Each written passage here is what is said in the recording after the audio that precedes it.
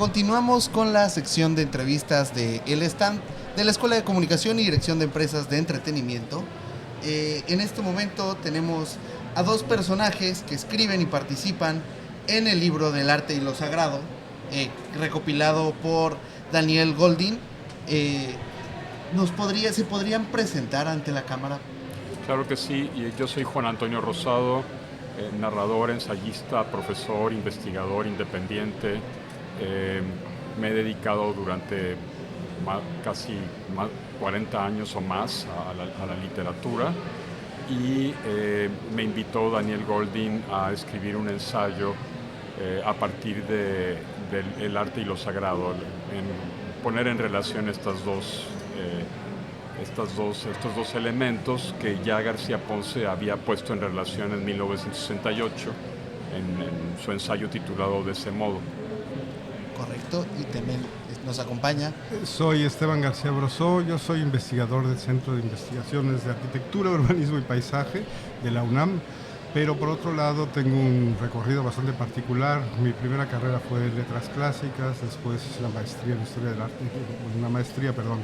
en estudios de Asia y África con especialización en la India del Colegio de México, y luego un doctorado en la UNAM en Historia del Arte, y también soy arquitecto de segunda carrera, ¿no?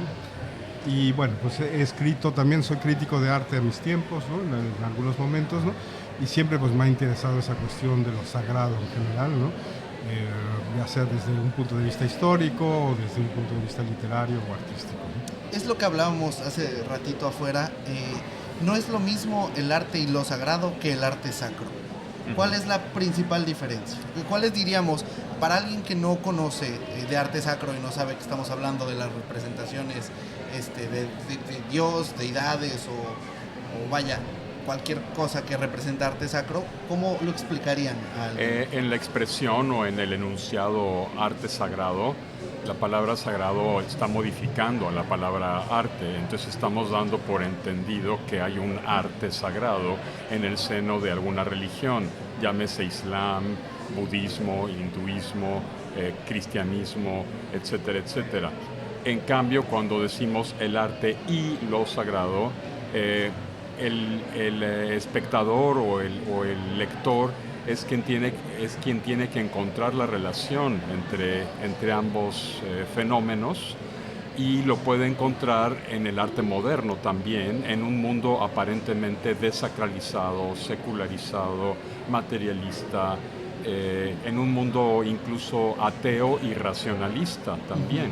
Entonces puede uno encontrar eso de sagrado que debe mantener el arte, porque el ser humano no puede, haga lo que haga, prescindir totalmente del aspecto sagrado, del mito y de lo divino, ¿no? Aunque sea ateo, eso claro. no importa.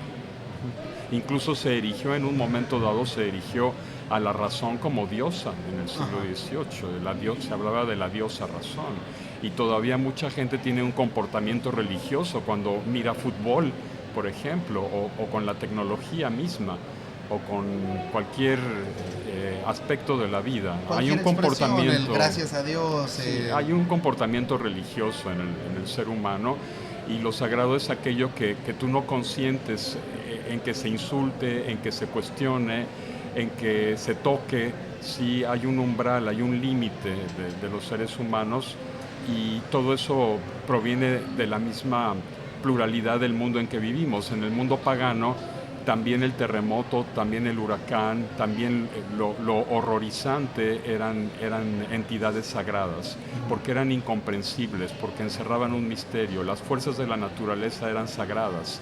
Durante la cristiandad, al principio de la cristiandad, todo eso se fue reduciendo. El sol dejó de ser sagrado, la luna dejó de ser sagrada, la naturaleza dejó de ser sagrada, y todo quedó reducido a la idea, todo lo sagrado quedó reducido a la idea de un Dios bueno, de un Dios creador, de un Dios masculino, que es el Dios cristiano. Y entonces la gente en Occidente está acostumbrada a percibir lo sagrado en función de ese Dios y de su culto en el interior de un templo, que es una iglesia, una catedral, etc. Y todo lo demás se desacralizó el erotismo, se desacralizó la naturaleza, se desacralizaron los árboles que antes eran sagrados para los aztecas, para los paganos en general.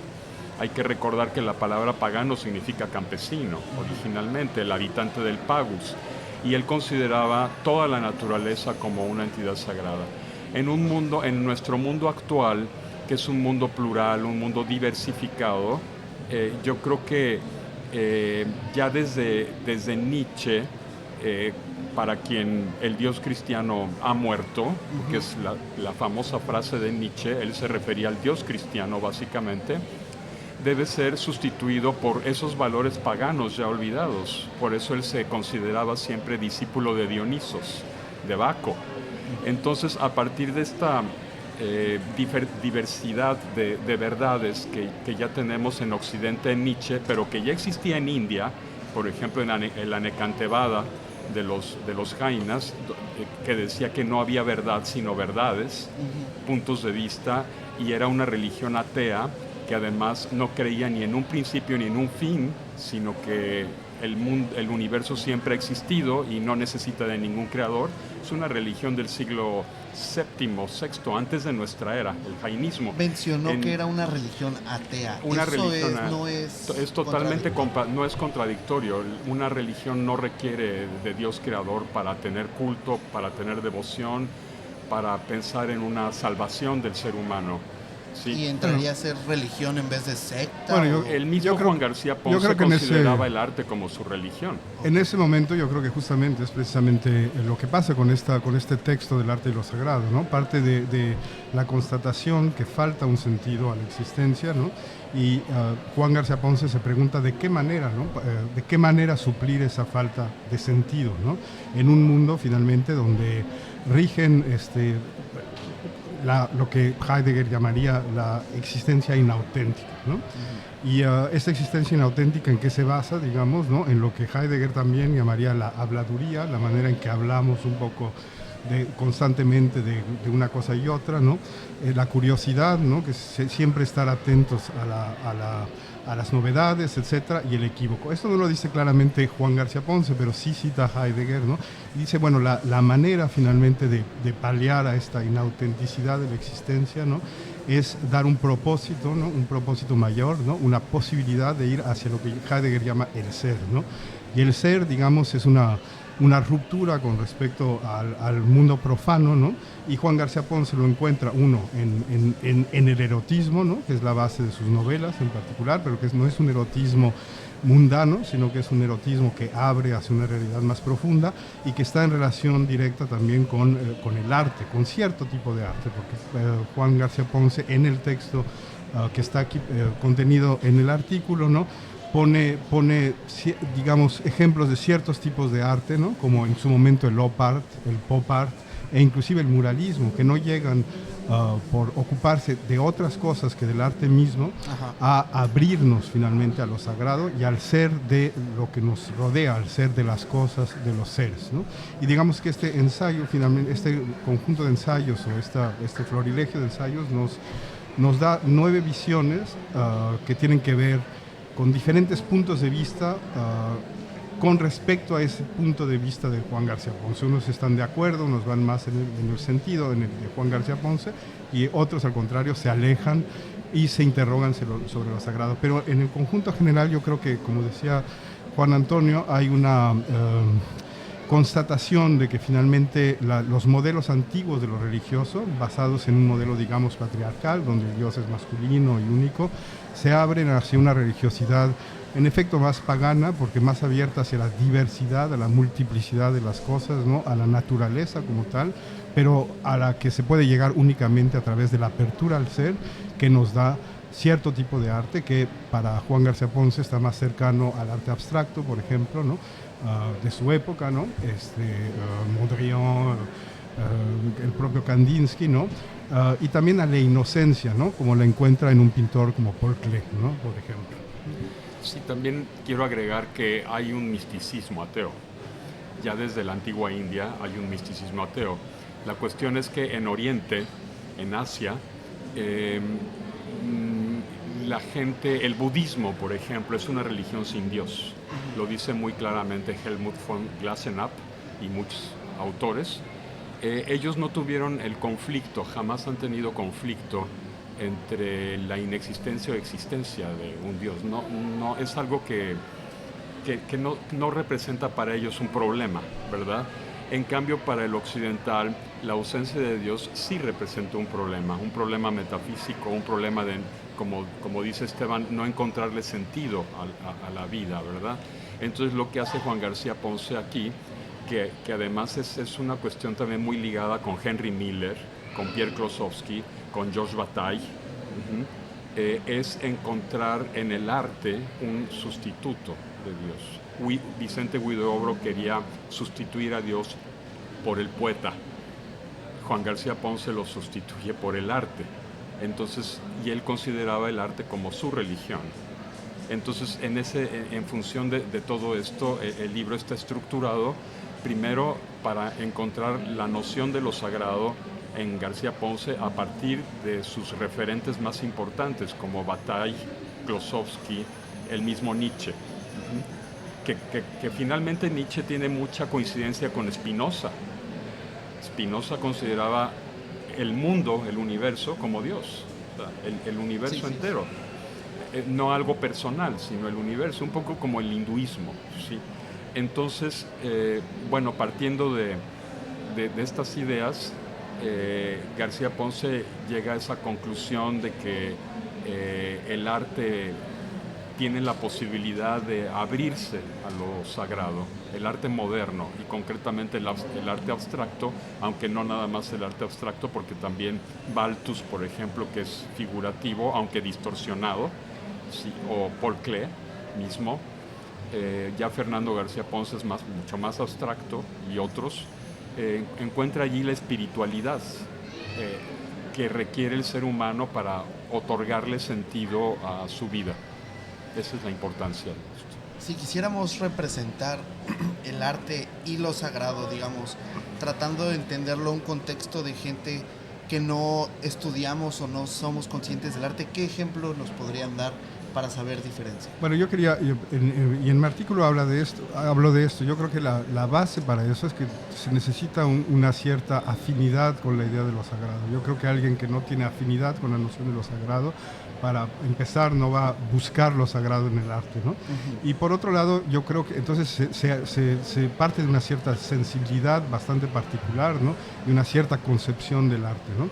Y yo creo que en el conjunto de ensayos van a ver que hay visiones que finalmente no concuerdan del todo con García Ponce. Por ejemplo, Humberto Beck, ¿no? Se va a preguntar precisamente si la modernidad, digamos, y la tecnología no han sustituido a lo sagrado, pero lo hace desde un punto de vista inspirándose en Iván Illich, ¿no? Un poco negativo, ¿no? Entonces, en ese caso, esa no es la espiritualidad de la que habla García Ponce, ¿no? Y bueno, de alguna manera pues nos habla de Duchamp, etcétera, pero van a ver que también, por ejemplo, Carmen Leñero, ¿no? O Carla Fessler, ¿no? Carmen Leñero, a partir de, digamos, aforismos, ¿no? En vez de remitirse directamente a García Ponce, se pregunta, ¿no? Precisamente, ¿qué es lo sagrado? ¿Existe verdaderamente lo sagrado, no? Y bueno, termina justamente respondiendo, si se quiere, no respondiendo, pero que el mundo que nos rodea, ¿no? El mundo de las formas es lo sagrado, ¿no? Y Carla Fessler justamente pues va a poner en cuestión esa búsqueda de lo sagrado, ¿no? Entonces es difícil contestar esa pregunta, ¿no? Porque realmente tiene que partir, yo creo, de una cierta afinidad, de una cierta búsqueda interior, ¿no? Pero lo que dice García Ponce para un hombre ateo como él era, como un hombre ateo como yo, pues solo está en la manera en que finalmente la representación, el arte, en vez de representar como se cree únicamente el mundo, ¿no? Finalmente lo mata a través de la representación para hacerlo vivir ante nuestros ojos, como sucede con Van Gogh, ¿no? Que no está representando la realidad, sino que nos da una visión más intensa, pero en la que tuvo que de alguna manera, como un sacerdote, sacrificar la realidad cotidiana para hacerla renacer ante nuestros ojos, ¿no? Y diría que pues entonces es a través de la contemplación, que es también muy importante para Juan García Ponce, y ir a una exposición no tanto como vamos a Sonamaco, digamos, ¿no? Un poco viendo estos objetos como cosas que se compran, ¿no? Que es todo lo contrario del sentido de lo sagrado, pero saber que cuando uno está frente a una obra de arte, lo que tiene que hacer es darse el tiempo de contemplar esa obra de arte y de entender, de abrirse a la contemplación de esta obra de arte, ¿no? Ahora que hablaste de contemplación, eso nos lleva al éxtasis, que es salir fuera de sí y penetrar en la otredad, en la alteridad, que es un tema candente, es un tema muy actual. Y yo creo que es el gran tema del siglo XX y del siglo XXI, la alteridad, la otredad. Entonces, el problema del éxtasis es tratado con profundidad por autores como Bataille, por ejemplo, en la vida interior y muchos otros. Entonces, eso también tiene mucho que ver con la contemplación.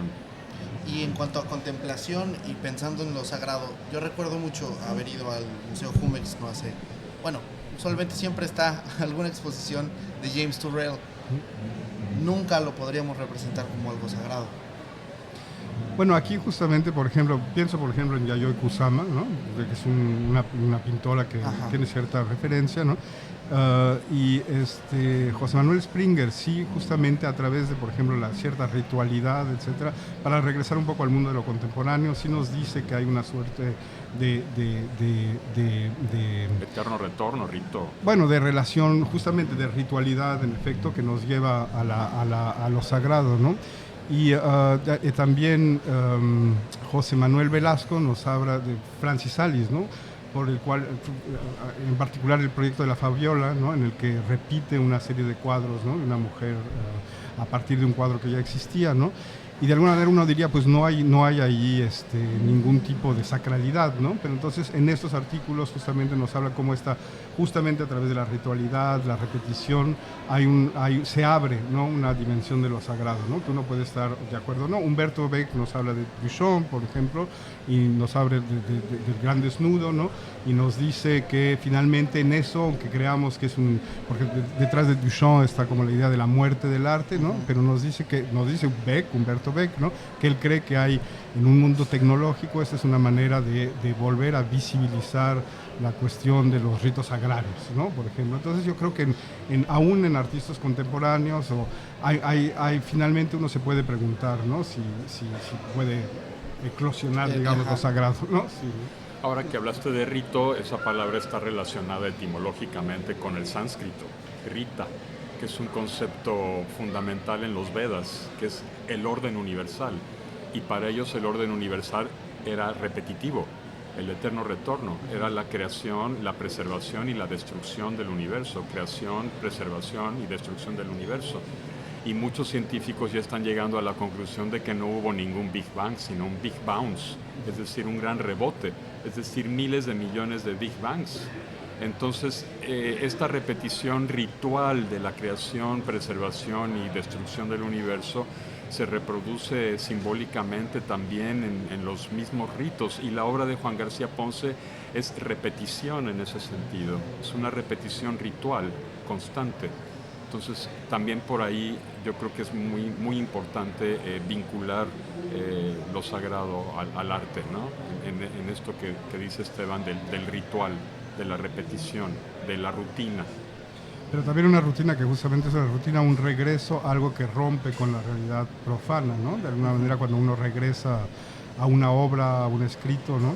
Vuelve a actualizar ese momento de intensidad distinto al revisitar y absolutamente, claro, porque finalmente uno no ve una vez una obra de arte, uno regresa a la obra de arte una y otra vez, y justamente yo creo que es una de las señas de su calidad, en el sentido de que es calidad porque tiene esa intensidad que nos permite, ¿no? Salir y reflexionar, al salir del mundo, reflexionar sobre lo que es el mundo, ¿no? Y de ahí el arte contemporáneo también, sí, ¿no? Ya un poco más, bueno, el contemporáneo ya se vuelve, creo yo, un poco más polémico al momento de representarlo, y por eso me quedé pensando en Turrell, decir, pues, se podría contemplar o contar el arte contemporáneo como arte sagrado, o sea, sagrado, no sacro. Bueno, yo no sé si sea mi punto de vista, pero al menos hay Humberto Beck, yo creo que de alguna manera sí lo plantea, ¿no? Lo plantea José Manuel Springer, y lo plantea también José Manuel Velasco en este libro, ¿no? Que son más especialistas, ¿no? Digamos, de algo. Sí. ¿no? Yo te diría que depende, ¿no? Porque decir arte contemporáneo, pues a mí no me dice nada, porque hay una pluralidad de propuestas estéticas en la actualidad. Entonces, lo contemporáneo es lo actual, pero hay una cantidad inmensa de propuestas estéticas. Entonces, si pensamos en la ausencia de un centro rector, por ejemplo, la ruptura del centro tonal en la música a partir de Schoenberg, y después Webern de la Escuela de Viena, ¿no? Alban Berg, todo lo que suscitó eso fue un cambio radical, una ruptura radical en términos musicales en cuanto a la tonalidad tradicional. Y en pintura pasó lo mismo con el cubismo y luego Sí, con otras vanguardias, ¿no? Y en literatura lo mismo con la fragmentación de las estructuras narrativas. Entonces, todo esto se va complejizando cada vez más. Pero pues ya poner, para mí por lo menos, un puntito en medio de un lienzo o agarrar un clip y ponerlo en un museo y venderlo en $1.000.000, esas son payasadas. Para mí eso es pseudoarte. Definitivamente no es arte, porque tiene que sustentarse en un discurso pseudofilosófico o filosófico. Y de ahí también, yo creo, García Ponce despreciaba el arte pop. No, justamente porque no hay espiritualidad allí. Es tomar una lata de Campbell's y decir que eso es arte, pues no lo es industria. Sí, yo creo, en el texto del arte de lo sagrado menciona como el op art, que era en su momento el optical art, ¿no? Con Vasarely, aunque Vasarely le da, digamos, chance un poquito, ¿no? El pop art, ¿no? Donde dice que en realidad ese regreso al arte popular no es un regreso a lo popular, ¿no? Porque más bien es el mundo burgués, de alguna manera. También, como decía, el muralismo también lo menciona porque considera que está al servicio finalmente de un mensaje que no es él mismo, ¿no? Y entonces Juan García Ponce, él sí descarta como ciertas manifestaciones diciendo, pues estas no son conducentes, en todo caso, a lo que yo busco como en el arte, ¿no? Y no son conducentes a provocar esta idea de lo sagrado, ¿no? Que quizás se podría extender para él a la idea del arte contemporáneo, ciertas manifestaciones del arte contemporáneo, en todo caso. Sí, así tiene un poco más de sentido, más plasmado hacia... Ya, ustedes me ayudaron a guiar la pregunta y ustedes dieron la respuesta, sin ninguna duda. Para cerrar, maestros, ¿dónde podemos encontrar el libro? Bueno, el libro en las principales librerías, el Gandhi, el Sótano, Fondo de Cultura Económica, y también está en Amazon. No sé si tú... Sí, aquí en la feria también se puede encontrar. ¿Ustedes, redes sociales, algún contacto que quieran dejar? Pues yo creo mejor el sitio de ERA, ¿no? Como tal, de la editorial ERA, que es donde está publicado el libro. Sí. Y yo estoy en Facebook, si alguien quiere contactarme, con mucho gusto, estoy ahí. Perfecto. También tengo un canal de YouTube que se llama Grandezas de Lilliput. Grandezas de Lilliput. Ajá. Un poco en homenaje a Jonathan Swift y los viajes de Gulliver. Bastante interesante. Sí. Les agradezco muchísimo su tiempo. Espero les haya gustado nuestro pequeño stand, nuestra pequeña cabina de radio. Claro y les deseo una excelente semana en la Filey. Muchísimas gracias. Gracias. A ustedes, ¿no? Muchísimas gracias. A la Náhuac del Bayamo, ¿no? Sí.